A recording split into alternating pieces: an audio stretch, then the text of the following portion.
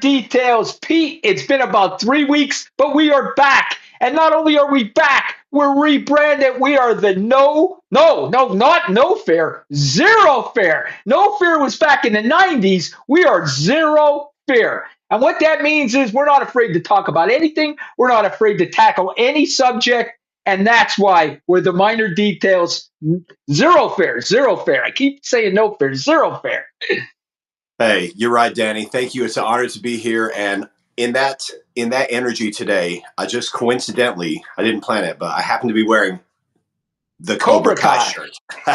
And Cobra Kai is all about that energy. It's about being fearless. Cobra Kai is based on the Karate Kid. He was a fearless kid who stood up to the bullies. And then Cobra Kai became a hit show made right in the south of Atlanta, where I worked for a couple different seasons. And now it's an amazing show you can watch out. But like Danny just said, zero fear. That's the name of the game. Pete, let's talk about how this weather is in Vegas. Hey, Danny, let me start off by saying I'm a first-time Las Vegas resident. Just moved here recently. This is my first winter ever. And all I can say, Danny, is what winter? There's no winter. It never really happened. It was just a little cold, and I had to pull out a jacket, and now it's beautiful. It's sunny. It was 72 or 74 today, or 78. It was nuts. It was nuts today, and it's been like this all week, guys. It's been beautiful. The whole month has been beautiful so far, and at the end of January has been beautiful. Our winter is basically over, and honestly, we don't have a winter. If the East Coast people heard us call this winter, they would think we're nuts. I was in the water today. I went kayaking with my bathing suit on, a short sleeve shirt. It was beautiful. I called Pete from out on the lake. It was gorgeous. And the water was not bad either. So listen, what I'm saying is move to Vegas. Just move to Vegas, everybody. Hey, at least come visit. And while you're here, you can hang out with Danny Miner and myself. We can catch a show. We can do an attraction. We can ride the New York roller coaster if you're feeling really dangerous and daring. There's so many things to do here in Las Vegas. Danny, I recently went to a comedy magic show this past week. Tonight, I'm going to another show called Wow, the Vegas Spectacular. And I'm about to start going to Elvis shows. I'm going to go to all the shows, Danny. Sphere. I still haven't been to the Sphere yet. But back to conclude and to wrap up about weather in Vegas, it's amazing. Weather plus the entertainment, those are the reasons I moved here. Those are the reasons I love Vegas, and this will always be home. I might buy 5 or 10 houses here. I like it that much. Not for me, but to rent out. I'm going to rent out to other people. Well, guys, listen, we are going to talk about the kidnapping case. We are going to do that, and we'll go over the timeline of this. But let me just go over. I just got back from Florida, guys. I was in Florida. I was in Fort Myers, Florida. I did the Be Great podcast, and they treated me very good, Pete. I met Conservative Ant. I don't know if you know who that is. Conservative Ant, he's a gay conservative. He's very popular online. He's got millions and millions of followers. And I'm going to tell you this. One video he did with me, I gained 1,000 followers in like an hour. Yeah, What? so I mean, it was nice meeting him. It was nice meeting Bruce, who does the Be Great podcast, and his booker who booked me on the show. They treated me great, Pete. They gave me merchandise. I got a new Patriot hat from them. Okay, and we're gonna actually start being an affiliate for their goods too soon, very soon, for their merchandise. Amazing. Yes. Yeah. So they have the Patriot, but what they did was they put it in Florida colors. You know, the Florida Gators colors. Okay, so we see what their number one team is. Gainesville in the house. Yes, Florida. But I'm going to be honest with you, it was freezing in Florida, and there's a lot of old people in Fort Myers. Now, listen, I'm old, but I think I was the youngest person in Fort Myers. I'm just saying, I think I might have been the youngest person in Fort Myers. But it was actually a beautiful place. I could tell there's not really a lot of crime there. And Pete, I don't know if you noticed, I was very excited. Wawa's there. I don't know if you ever heard of Wawa. Wawa is on the East Coast. It's the best. Their sandwiches are the best. So when you go get gas in Pennsylvania, you go in the Wawa store and you just I mean, you just eat out of everything. You eat the sandwiches. They have everything. I don't know if you ever been in one, Pete. Yes, Danny. Just to let everyone know, I've been all over Florida and largely, mostly, a lot all over the United States. So I love Wawa. I absolutely love it. And Quick Trip is my other favorite gas station chain. Personally, I love Quick Trip. I also like Bucky's though. Bucky's is really cool too. I've heard of Bucky's. Yeah, I think I've stopped there too. Yeah, Bucky's and there's some good dude, ones. dude, Wawa though, I swear to God, if I had my choice of going to a restaurant or this gas station Wawa, their food is so good, I would buy from the gas station. I swear to God, Pete, Wawa's food is so good. You can ask anybody that lives in Pennsylvania, and their coffee is the best. It's the best coffee I've ever had in my life. Is Wawa coffee. I will go home and every day I'll go get Wawa coffee when I'm home because it's so friggin' good. Now that's a really big boast. I don't remember specifically their coffee like blowing my mind, but I might not have paid that much attention. I might have just grabbed it when I was driving tired and chugged it down and not tasted it. They're known for their coffee. I mean, they are known for Wawa coffee. In fact, like a lot of my friends, my one friend actually mailed me out here a whole thing of coffee from Wawa. It was really nice of him. He did that. My daughters do that. Uh, every time I go home, I make sure I bring some back. My sisters always have it ready for me. But Wawa coffee that's definitely the thing. I love it. I love it. Yeah, I'm definitely a coffee fan. So shout out to all the coffee drinkers out there. Let us know what your favorite coffee is. Danny says Wawa. Well, you know what? Let's get into this, and we could. I got some entertainment news I want to go over at the end of this, and I know you want to talk about Bitcoin, but let's go over this case because I think a lot of people want to hear from this case, and we got the most people online right now. So let's talk about this. Are you shocked by this, Pete? Are you familiar with this case? She worked for the Today Show, and now her mom is missing. And like the police came on live today, and they basically said, Pete, they don't have any leads. Could you No, imagine? Like none. could not imagine. No, could not imagine. And I mean, at this point, you got to ask the question, well, why? Why is that? Why are there no leads whatsoever? I don't know. And let's go over that. I want to go over the timeline real quick. And I have some of it memorized. I'm hoping I remember it. But I think they said like they dropped her off at I don't know 9:48. So the mother was dropped off at her house at 9:48. At 9:50, the garage door closes. So they know that. They know at 9:48 she's home. 9:50, the garage door closes, so she's in the house. Now there's no other activity, Pete, until like I think they said like 1:47 in the morning. The camera, the ring camera, is disconnected. So they know at 1:47, ring camera's disconnected. Then at 2:12, now folks, this is what I find weird. I find this really weird. 2:12, they say there's action on a camera, but they didn't get video. So someone's on a camera, but they didn't get video. Like, I don't even understand that. And that happened at 2:12. Okay. At 2:28, her pacemaker stops connecting to her app on her phone. So they know she left that house at 2:28. So Pete, if they went in that house at 2:12, it took them less than it took them almost 15 minutes, 14 minutes to get her out of that house. Okay. So from the time they disconnected the ring camera at 1:47 to her leaving, was a little over 30 minutes that they might have been running around that house. Now, Pete, I saw the house. It's a big house. How could none of these cameras have seen anything? How? And Pete, I don't believe it. I don't believe it. And then TMZ gets a ransom note. Like, I don't know why TMZ getting a ransom note. I don't know, folks. To me, this is weird. Don't you think, Pete?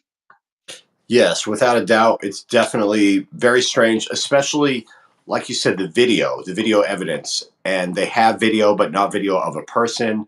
I mean, what does that mean exactly? During that time, a lot could happen.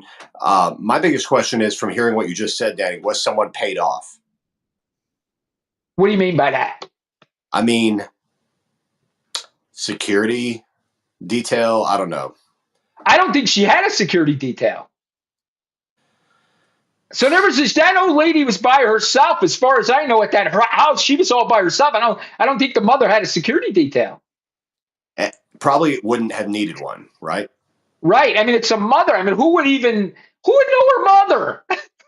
I don't know. It's weird. Yeah. Who's gonna Pete? I'm gonna be honest with you. This is the first time ever I heard of an 84-year-old woman being kidnapped.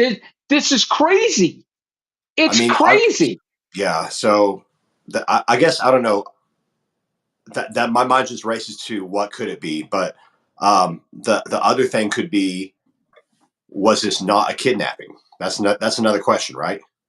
Right. They found blood outside the house. You know that, right? There was blood outside the house, and it's the mother's blood. They did a DNA check on it.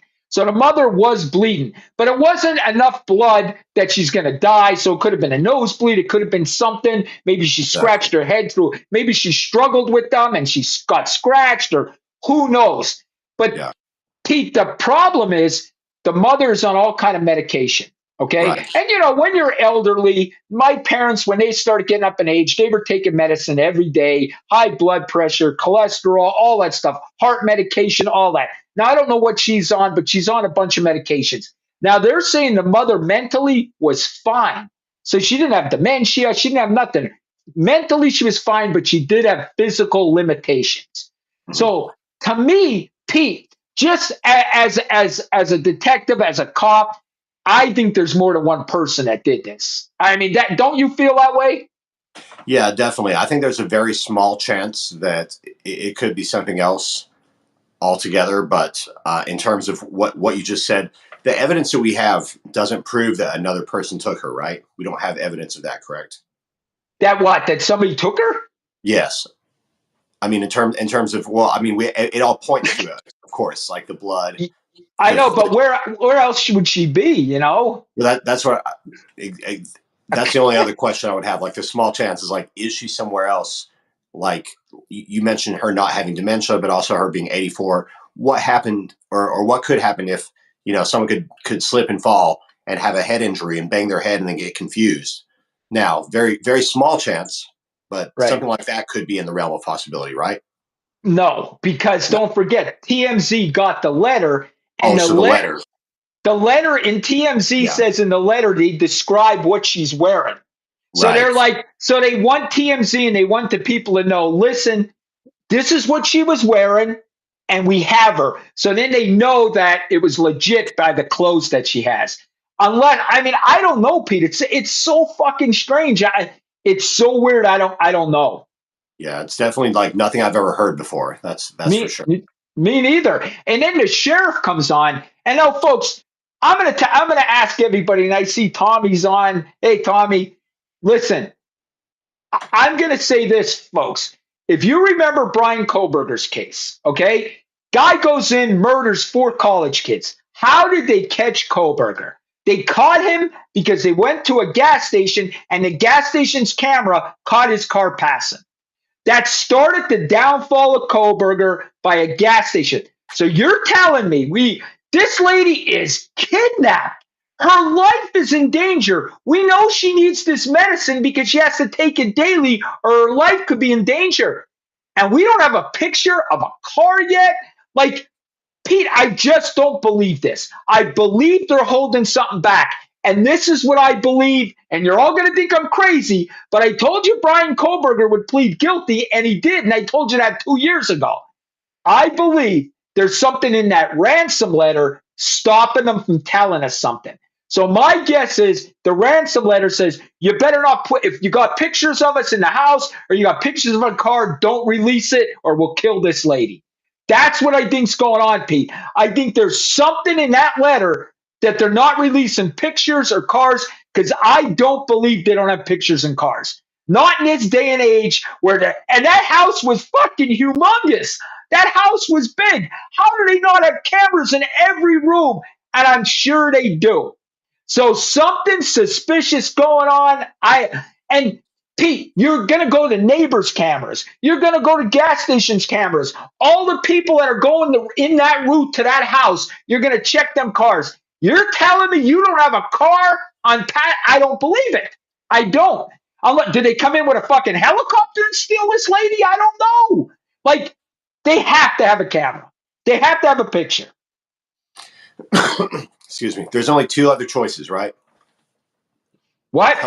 Helicopter that came from the sky, or underground caves that came from below. There's only two other options, right? Either they penetrated one of those two directions, or they should be on camera because they came in the normal physical realm and they walked or ran or drove, right? Yes. And I would. you I know, would think. so I guess this brings me back to what I was saying earlier, or what I was thinking, like, was when I said, was someone paid off? Well, what if they do know, but maybe not paid off, but what you're saying is more like someone's being scared off from revealing the information, or someone's being, I guess, secretive or selective with the information based on maybe facts that we don't know, right? That's what I think, Pete. Yes, that's Oh, what I think. I I see. think that because if you watch any of the interviews with this sheriff, first of all, somebody get rid of the sheriff and put somebody else up there. The sheriff is so bad talking. Put another officer up there to give us a briefing because the sheriff's awful. He's awful. My buddy texted me. I said, this sheriff might be the worst law enforcement public speaker I've ever seen. Okay? Unless he just doesn't want to say things, so he's scared what he's saying. But it seems to me like he's holding back because I think something was threatening in that ransom letter. And I think that's why they're not releasing something. That's my guess. I don't know. Now, the family, I don't know if you saw this, Pete. The family came out and pleaded to the kidnappers yesterday. Did you see that?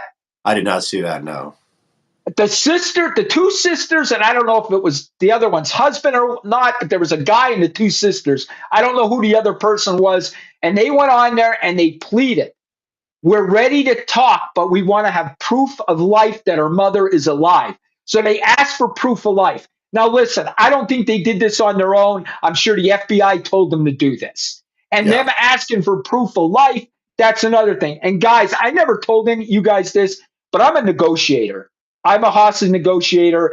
And they don't call it hostage negotiation because you're negotiating suicides, you're negotiating something like this. So it's not a hostage negotiator. They call you a negotiator. But I went through the FBI school. I went to two schools I graduated from. So I know how this works if you talk to these people, right? First off, the cop that's going to talk to them, you don't want that cop to be a supervisor, okay? Because they don't want you to be in charge. You can always blame it. I hear you, but I got to talk to my supervisor. I'm just a peon. So that's what negotiators do. It's never going to be a sergeant. It's not going to be a corporal because you want to say, I'm just like you. I'm just a working guy. I got to go ask somebody else. Okay. So a negotiator is usually not a supervisor. Okay, that's what they do. I happen to have been one because nobody else wanted to go to negotiation school, but I wouldn't even have told them who I was. I'd have said, hey, I'm Danny with the police department. I would have never even said sergeant. I'd have said, hey, I'm Danny with the police department when I talked to them.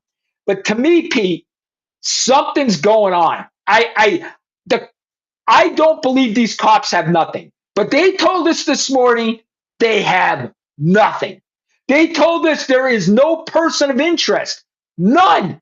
Not like they have a suspect. They have no person of interest. It's insane.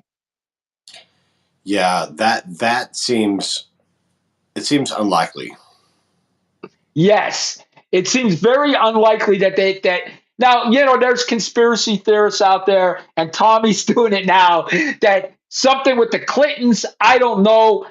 I don't know why the Clintons would abduct her mother. Like, I don't think that's true. I think the conspiracy guys are out of touch this time because why would they abduct her mother? I know she released lists and she talked to people on the list, but I just don't see that. But I could be wrong. Who knows? Yeah, I mean, I think we're living in a time where it's crazier and crazier, and especially the major news outlets, they want to thrive on the craziest news. So a lot of it is just, it's perpetuated before we even get a chance to find out the truth. And then people like us on the show, we're looking for the facts right away. But the public already has one idea sometimes based on it being twisted or something. So, you're getting down to the facts, Danny. I trust you when you tell me what happened more than I trust anyone else. Well, I mean, here's. Oh, okay. They're saying here the brother-in-law worked for the Clintons. I'm reading our comments. So if you see me looking down, I can see the comments from here. They're saying the brother worked for the Clintons. I don't know if that's true. I don't know if that's confirmed. But still, why would the Clintons abduct the mother? You know what I mean? The Clintons are going to testify in front of Congress in like a week. They agreed to testify on the Epstein list. So why would the Clintons abduct her mother? I don't believe that. But what I do believe, Pete, I don't know if I believe it, but it's something I would look into as a detective. She is the celebrity in the family. Okay. So whatever it is, to me, this goes back to her. Okay. Like money, I don't know if it's money. I'm sure there's richer celebrities, so I don't think it's money. I really don't, because there's richer celebrities that you would do this to. She's a newscaster. She's not like hit movies where she's making 30, $40 million a movie. Okay. So she's not that type. I'm sure she makes a decent income. They live in Arizona. The house look beautiful. They do make a good income, but I don't think she's making 40, 50 million a year. But my thing is maybe somebody she interviewed, past interviews, recent interviews, she pissed somebody off. And if I'm the FBI, I sit down with her and say, did you piss anybody off? And Pete, people will take revenge 5 years from ago. So I would go back about 5 years and say to her, did anybody threaten you? Did anybody send you an email? Did anybody ever get mad after you interviewed them? You got to look at her. She's the celebrity. You can't say this is just a coincidence. No, a celebrity's mother was abducted. I'm going to say 95%, it's going to go back to her, unless there's something we're not looking at. Would you agree? Yeah, unless the mother had like a late night gambling addiction and the loan sharks came to pay her a visit. I don't think that's likely. I think it's come back to them, like you said. Yes. And I don't know. Trump came on air yesterday and he said, this is horrible. He said she was always good to me, Savannah. I think, is it Savannah her name? I think it is. Guthrie? Yeah. He said she was always good to me on the Today Show. She's always been nice. Trump said, this breaks my heart. I'm going to send everybody I can. And he took the Border Patrol Elite Division for searching and sent them there so they could search for her. So Trump is doing a lot for this because he feels horrible about this. He said he knows her. She's a nice person, and I don't think like she's not one of these celebrities or news people like a Don Lemon or a Chris Como. She doesn't really take sides.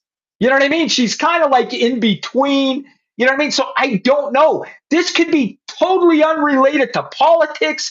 It could she interviewed a murderer or a rapist years ago, and now they're out of jail and they want revenge. You got to look at everything because this is so fucking strange. It's strange. I don't even know what to say. You're right. I mean, your years of experience would give you exactly the knowledge of how to break this down, investigate it, what to look for, and that's why you're asking these questions. Who had a grudge? Who did they step on along the way on the road to success? Even though it doesn't seem like it would be the biggest target either, but still No, a and target. So I don't know. I agree, Pete. And here's the other thing that you got to think of, right? Now, people in the comments, Tommy and Angela, they're saying 3 million files have dropped, this and that, right? Yesterday, and then she's abducted. I'm going to tell you this. My gut feeling is less than 5% this has to do with the Epstein files. 5%, less than 5. I think these are just conspiracies that people want views that are going on the internet and doing this. I'll tell you what, Pete. I'll tell you what. I will come on and sing a song saying I was wrong if this has anything to do with the Epstein files. I'll sing a song. I'm horrible at it. I will apologize why I'm singing.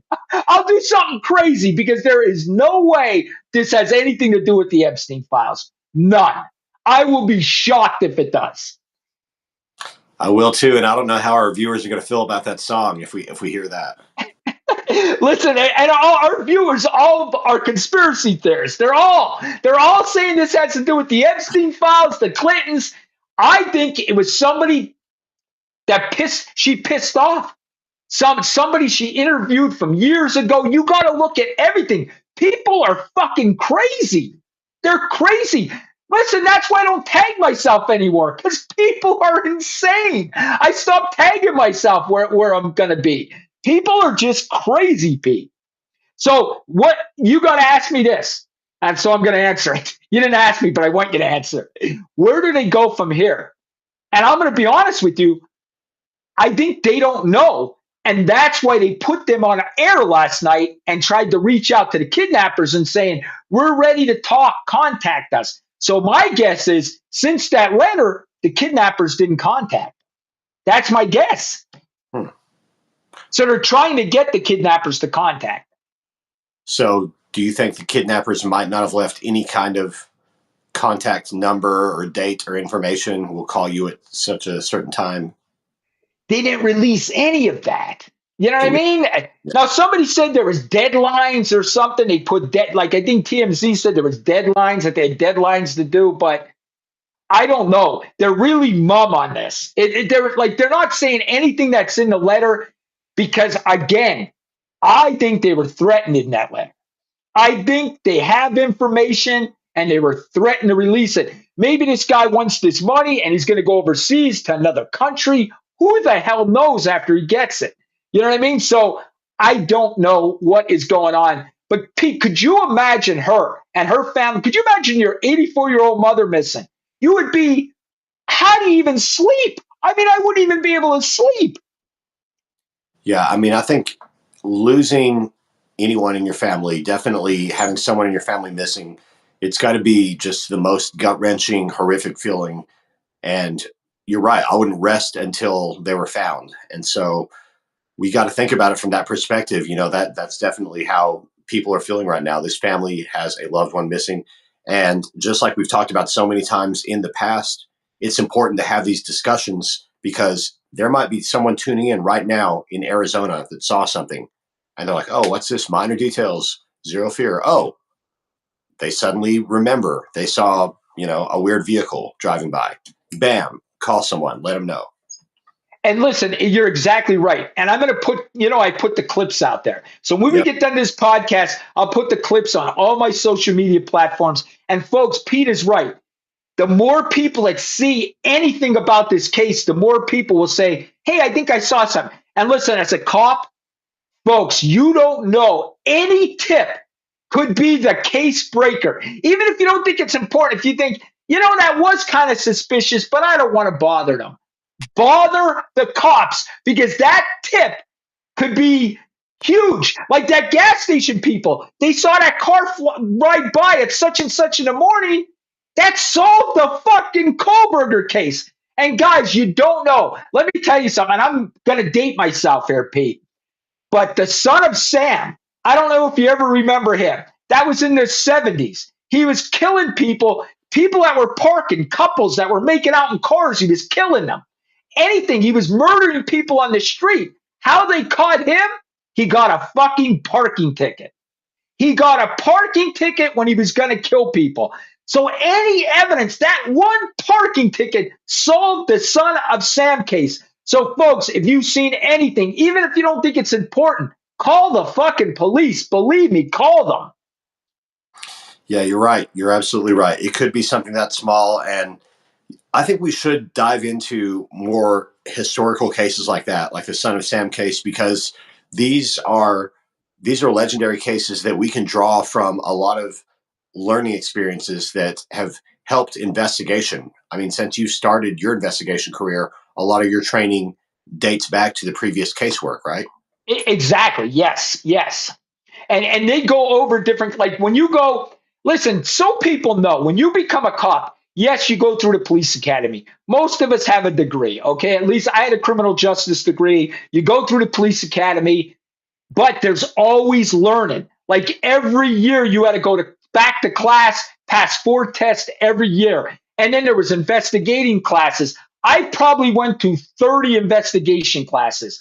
Pete, I know I could tell when people are lying. I could tell when people are lying through their writing. Okay, when you're using past tense, Pete was a good guy. What do you mean was? What do you mean Pete was a good guy? Okay, Yeah, just by saying that, if you're interviewing somebody, what do you mean was? They know Pete's dead already. You know what I mean? bring me That's back. you gotta catch them things. You know what I mean? That makes sense. Yeah, that makes sense. Would you say you were like the master at the interrogation process? I was the best. You were the best. And let me tell you why I was the best. I would tell the guys, if they couldn't get a confession, send me in. And I would be the next guy in. And I didn't do it with yelling and screaming. Anybody that's being accused of a crime, and I'm going to tell you, I'm not a cop anymore, so I'm going to tell the young officers, the young detectives, how to get a confession.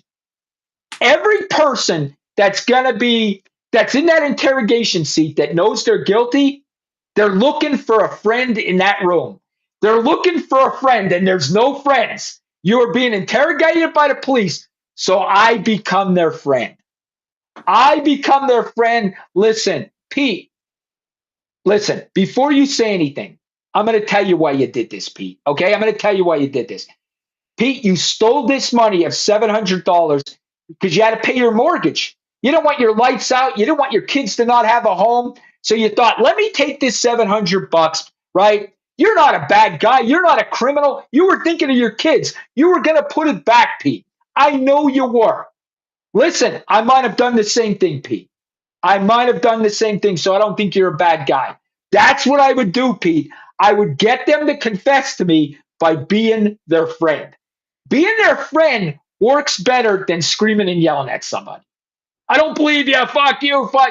To me, that don't work. Okay. But when you're their friend and you give them an out, I don't think you're a bad guy. I think you did it because of this. That's what I always did. I always told them, and I would tell them straight out, listen, I would say, listen, this is what I think happened before you say anything. And then I would go and what happened. And then they knew I had them because then they knew that I knew more than they did. You know what I mean? They knew. So So, it works. were there ever times that you thought like the scenario was something different, and you're like, "Hey, this is what happened," and then they were like, "No," and they confessed to something different? Has that ever happened?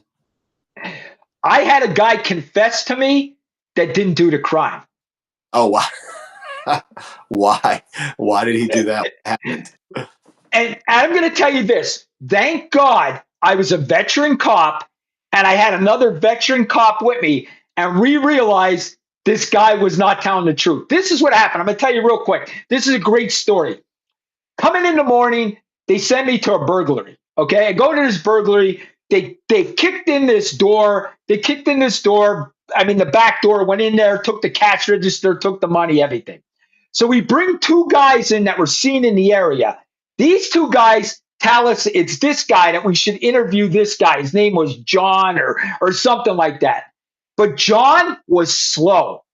Not he was a slow person. You know what I mean? He had some disability, mental disability issues. It wasn't like you could tell he was slow. Okay. And they were blaming it on this guy. So we bring this guy in and we're like, hey, they told us it was you. Did you break in? Did they make you break in? And he starts saying, I did it.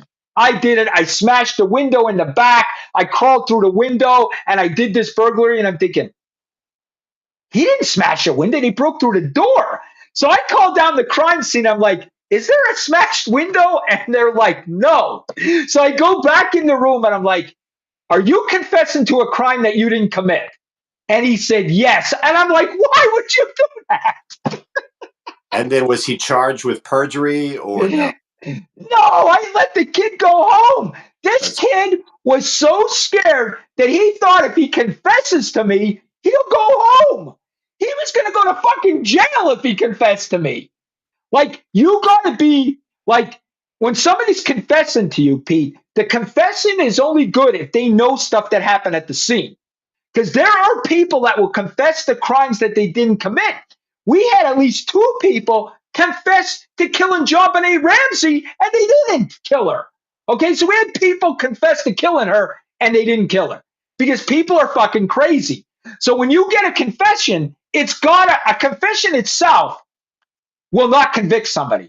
That confession got to fit what the crime was. Yeah, I broke through the window. I used a screwdriver. A screwdriver was found at the scene. I touched the refrigerator. His fingerprints were on the refrigerator. So the confession got to fit what's going on at that crime scene. Do you know what I'm saying? Yeah, that's wild, man. I mean, and then I wonder if that had been a different officer than you, if other cops would have still let the kid go and still just let that go, or how many, or I wonder how many innocent people have confessed to crimes where the cops like, okay, but you're going to jail and didn't even think about it. I know. I mean, it was so weird. Like, I was like, when he said he broke in through a window, I'm thinking, he didn't. I was down there. I don't think he broke into a window. So then I knew it. You know what I mean? But I called down the scene to make sure before I went back in and talked to him. You know what I mean? But yeah. Wow. So Pete, yeah. I mean, I love doing interviews. Like I always say this, I wasn't the best investigator. All right. When I went to a crime scene, their exact words were, "Take the camera off Sergeant Minor." I was the worst picture taker ever. So I was not allowed to take any crime scene photos. And I was in charge of the division, but they never let me because I fucked the cameras up. I have ADHD. Yeah, yeah, click, click, click. It's all good. I didn't have patience enough to take good pictures. So you got to have that guy that's very good at taking pictures. So what I'm saying is, I wasn't the best investigator, but I was the best communicator. And you needed that when you talk to the public. You needed that when you talk to witnesses, when you talk to suspects. I might not have found the fingerprint laying there or the knife, but I was able to get the confession. That's the main thing. That's a very important factor. I wonder if the your former chiefs or whoever was in charge of you at that time who didn't want you to use the cameras, I wonder if they know that you now make a living in front of the camera. Isn't that ironic? Yes. Yeah, and they do know. They That's do so know. fun. And listen, anybody that was a cop with me are not shocked by how big of a content creator I am. They're not shocked by it because they always told me this is what they told me. They always said, "You're not a cop. You're a politician." That's what they called me. They would always say I had politician qualities. My office was in the capital of Pennsylvania. They called me the mayor of the capital because I talked to everybody all day. I would talk to everybody. I walk around the capital, talk to everybody. So they nicknamed me the mayor of the capital of Pennsylvania. But Pete, I did that because, and patrol cops will tell you, and detectives too, you have to gain trust of the people you work with. And you can't lie to them. And when I say the people you work with, I'm not talking about other cops. I'm talking about the public, even the criminals. The criminals have to trust you, or they're not going to give you any information. The general public has to trust you, or they're not giving any information. Pete, I had a guy stab a guy in the face with a knife. The guy's name was Timmy Seeley. I'll remember it forever. And he stabbed the guy right in the face with a knife, left the scene after he stabbed him. He was so scared, he called our dispatch up and said, "I'll only turn myself in to Sergeant Minor." He said, "Nobody else, because the other cops will beat me up. I only trust him." So dispatch called me, said, "Call on the phone." I called on the phone. He said, "This guy will only turn himself into you." So that's how much trust I had with the general public that this guy said any other cop would have beat him up. He trusts turning himself into me. Did this guy know you? Did you arrest him before? How did he know about your reputation? I arrested him before. I arrested him. He was one of these guys. Me and Tommy talked about this on the Daily Show. He was one of these guys that called you boss man or boss. So you knew he spent a ton of time in jail. Okay. And Pete, me and Tommy talked about that on the Daily Show. Boss and boss man. If somebody calls you boss or boss man, 90% they've been to jail. Because if they call you, that's what they call the corrections officers, boss or boss man. So every time somebody calls me that, it rings a bell, and I'm thinking, this guy was in jail. So why? Listen to this. I was at the airport in North Carolina this week, okay? And I go get food at this vending place, right, at this restaurant in the airport. When the guy gives me my food, he says, "Have a good day, boss." And he said it like I knew. I knew this guy was in jail before. It gives them right out. The minute they call you boss or boss man, they've been to jail. That's funny, Danny, because I've actually heard it a lot, even recently here in Vegas, just going around town. Somebody be like, "All right, like, have a good day, boss," or something like that. Someone I don't even know, like a stranger. Yes. And Like, if they call you boss man, yeah, 99% they've been to jail. If they called you boss man, 99% they've been to jail. that's interesting. Yeah, I've definitely heard it. Boss man, It, hey, boss man. boss. And you know what else? Here's the other thing. I was telling somebody the other day, as a cop too, if somebody like knew the procedures, you knew that they'd been to jail. Like if you rolled up on somebody and right away they're putting their hands behind their head, you know what I mean? And I've had guys like that. Yo, I didn't do anything. They're already putting their hands behind their head. You know, they've been to jail. You know what I Yeah, mean? They show it right away, you oh, know? yeah, that's true. I've definitely hung out with that type where they're like, "Whoa, like, no, no, no," like, "You take this." And I'm like, "No, I'm not taking anything." And you know Crazy. what's going to be, you know what's going to be a shock to everybody on our show right now is that most of the time, people that been arrested before and you have to arrest them again, they actually go with the program. People that never been arrested before actually give you more of a hard time. I'm going to be honest with you, they do. And I've said this on past podcasts. Women, women gave me more of a hard time than anybody I've ever arrested because women don't think they'll be arrested. They don't. They just have it in their head. Men get arrested. We don't get arrested. You know what I mean? And most of the time, like if I'm going to give you an example, if we would show up on a fight scene and on a Friday and Saturday night, you probably went to two fights a weekend, two on Friday, two on Saturday. You're going to fights all the time, fight calls, bar fights. So mostly you'd show up at a bar and you'd say, "Oh, the police are here." The dudes would quiet down. They'd stop fighting. They would be quiet because they know they can get arrested. So they'll calm down. Women will never, fuck this, fuck that. You know what he did? Like women will get right in your face. They will get right in your face. They never calm down. So honestly, women gave me more of a hard time than men, is what I'm telling you over my career. Wow, Danny. I gotta say, I'm not surprised. I've been to a few house parties back in the day when the cops were called, so I've seen that exact reaction. And you know what? Tommy was a corrections officer, and he said, "Yep, that's true." Wow, that's much respect for anyone who can hold it down in the correction yard. I know that's Oh my no God. Yeah, I told Tommy that there's no way I could ever do that, Pete. No way. no. That's something that demands a lot of patience that I don't have. Uh, I don't know what else it demands. Like a certain type of person, discipline, a lot of discipline. I totally agree.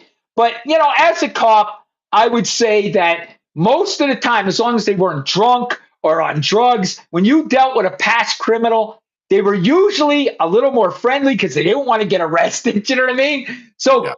what I'm saying is, career criminals gave me less of a hard time when you arrested them. I hate to say that, but they do because they just go with the program. They've been there before. You know what I mean? Yeah.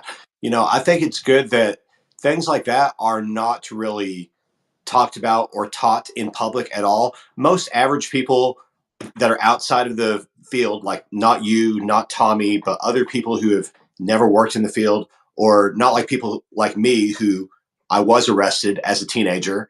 And so people who don't know, they don't know what to do when they're arrested. A lot of people don't know what to do when they're pulled over. A lot of people like literally it's never happened. So they don't know, keep your hands visible on the steering wheel. Don't reach sporadically in the glove box. It should be common sense, but there's a lot Right. of people who it's not common sense to.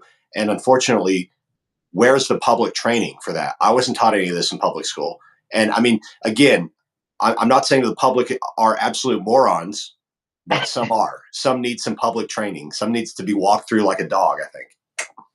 Pete, and I've said this my whole time as an officer. I used to go to my chief and say, we need to tell the public more because the public doesn't understand some of the shit we do. Like, I'm going to give you an example.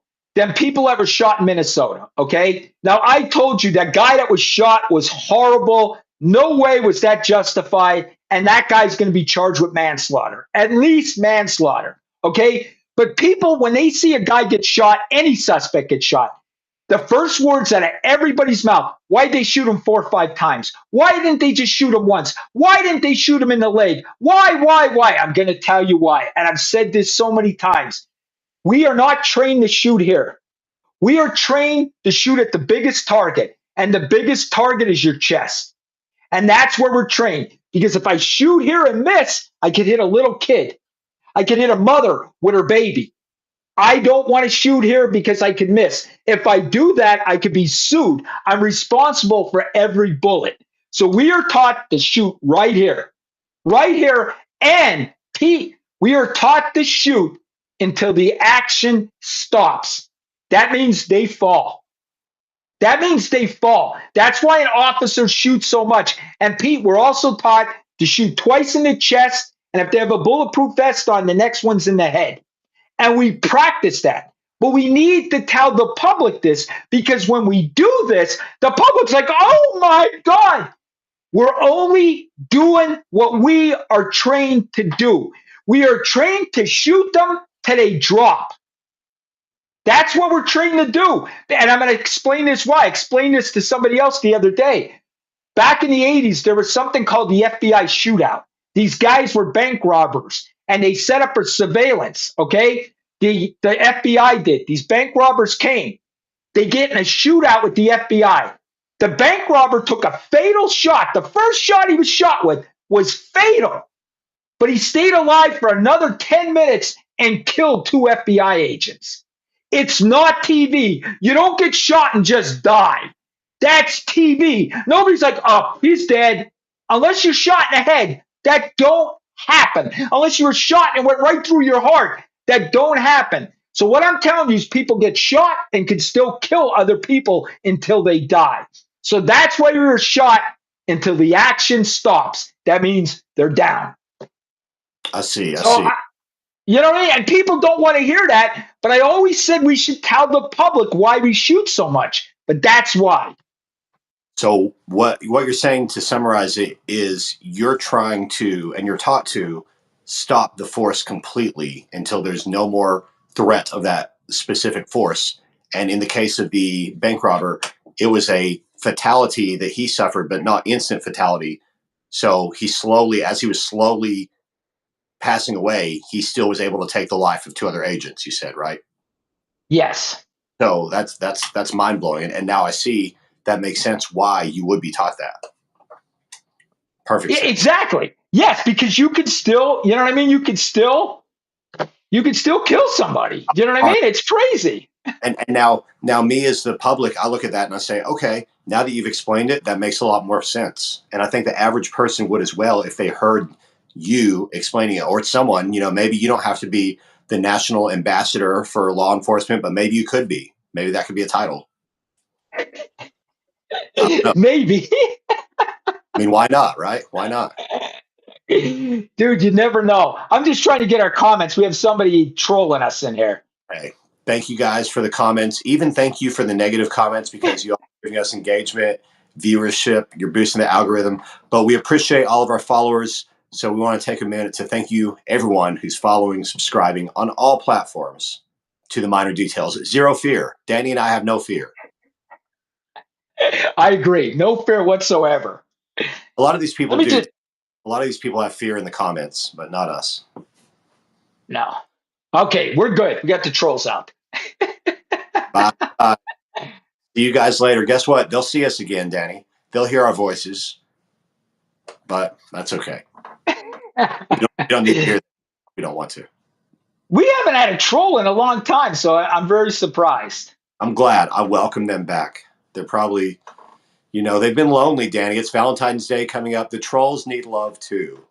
They're sad, they're depressed, they're angry. Poor little internet trolls. That's how I look at it. Yeah, somebody's really ripping us there. But we'll ignore it. We'll ignore it. But Pete, that's what I'm saying. I'm saying that girls gave me the hardest time. Guys that have been arrested before give you the less hard time. So I don't know. Yeah, at the end of the day, your experience is your experience. I mean, how many arrests did you make in all of those years? Oh my God, I can't even count. A Can't lot, right? even count. Yeah, Thousands. a lot. Yeah. So, and out of those, how many were unruly women? A good amount, probably. Well, you know what? You definitely arrest more guys than women. You know what I mean? But women, even if you arrest a woman for drunk driving, oh my God, oh my God, they would still give you a hard time on your way to taking them to the hospital, you know? And here's the other thing that probably people don't realize, okay? What people don't realize is that when you arrest a woman or you search a woman or interview a woman, you have to have another female present. So every time we arrested a woman or interviewed a woman, we'd have to bring another officer in.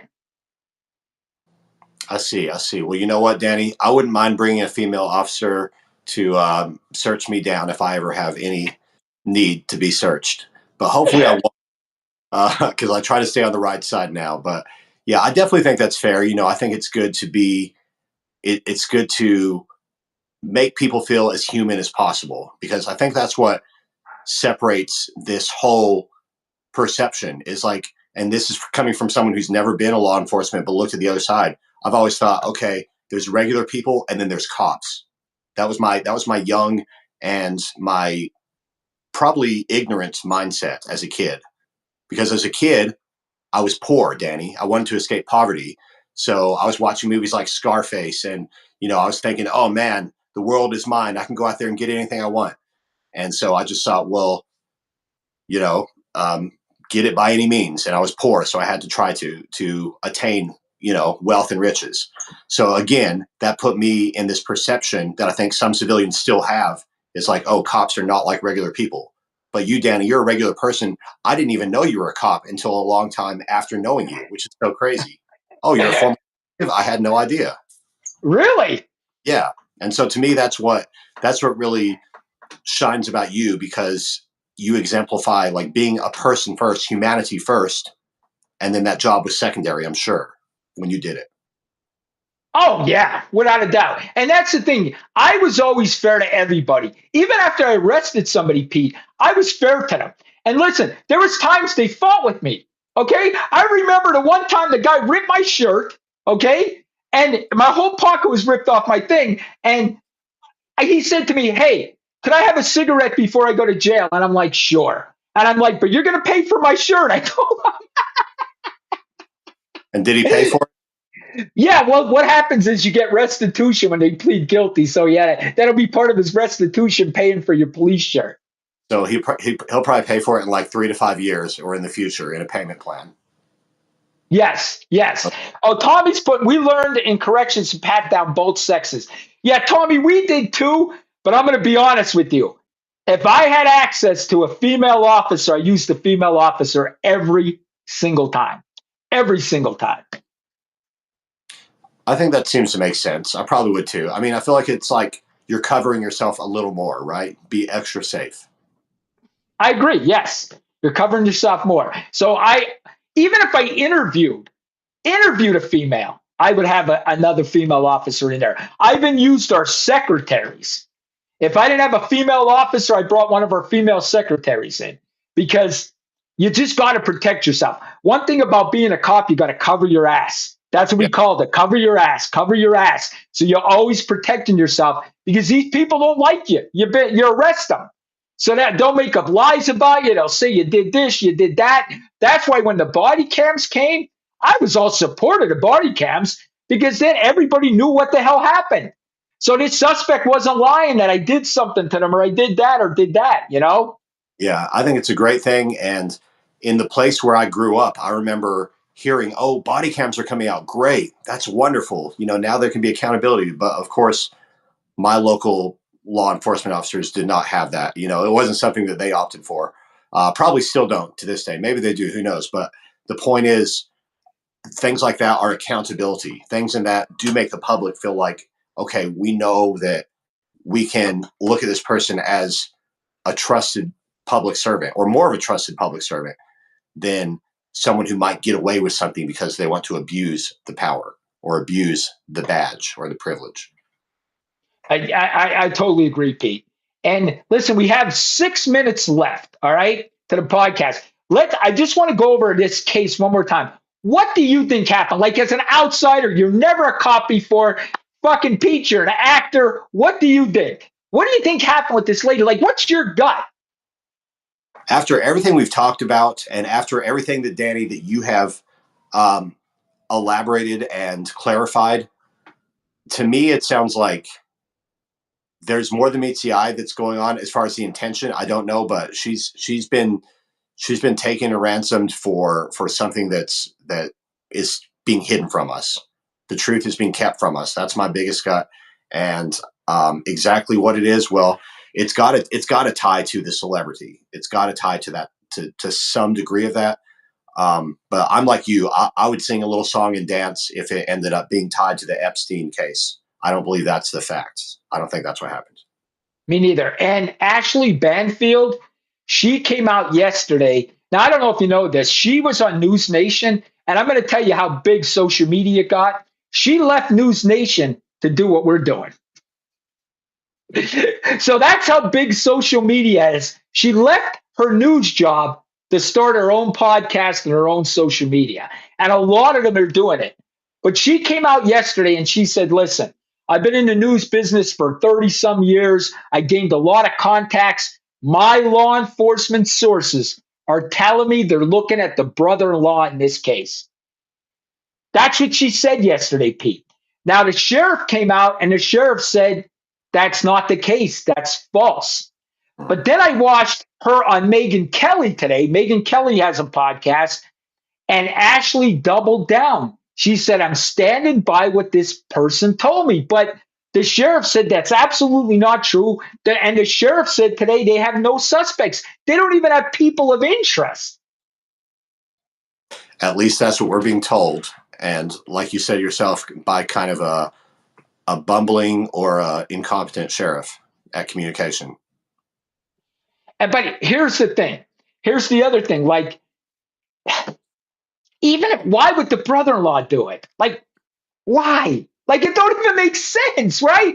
Like, why? I don't know. It's so strange to me, Pete. I think this might be something that we're like, wow. Like, this might shock us all of what this is. You know what I mean? It might shock us all because I'm trying to have clues as an investigator, but I'm going to be honest with you, I'm blowing in the wind. I don't really know. I'm just trying to guess, you know? Well, I mean, you and me did say something earlier, kind of in joking, but was it from the sky? Was it from below? I mean, I don't know, man. Was it a UFO? Probably not. But is it possible? I don't know. Maybe.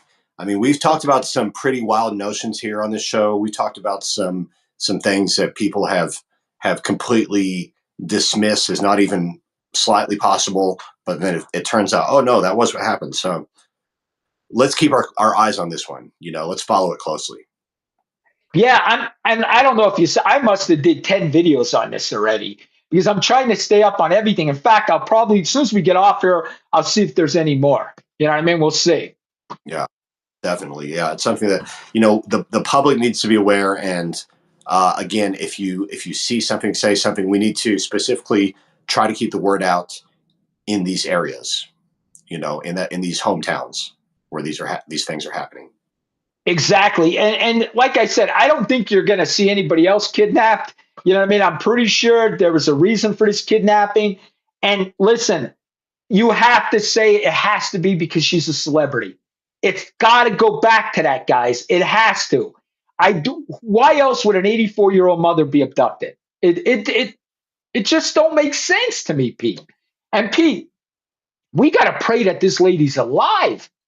She might be dead just because they didn't get her medication and stuff. It's scary as hell.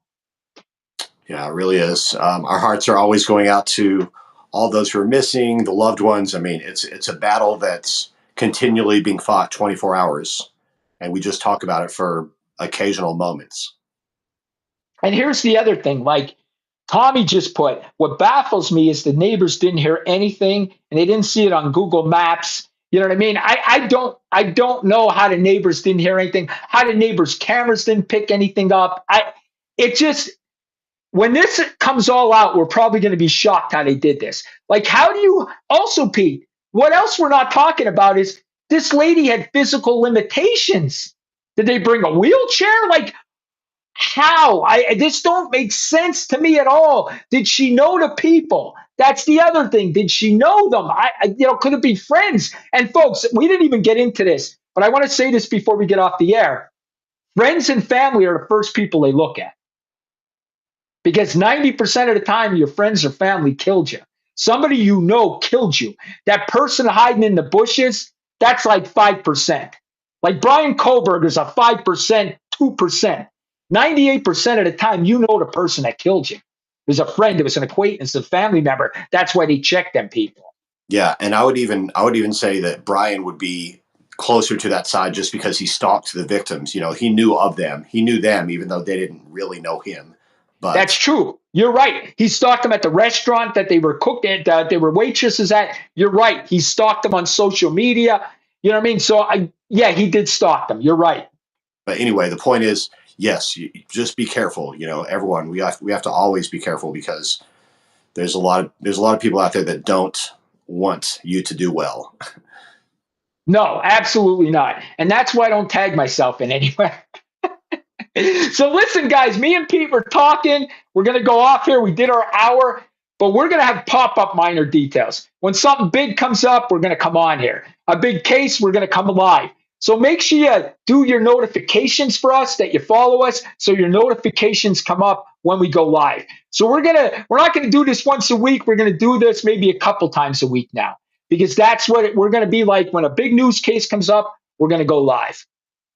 Absolutely. We're ready. So thank you all for tuning in. Thank you all for subscribing, following, listening, and watching. This is the Minor Details. Zero fear. We'll talk to you soon. See you later, guys. Bye.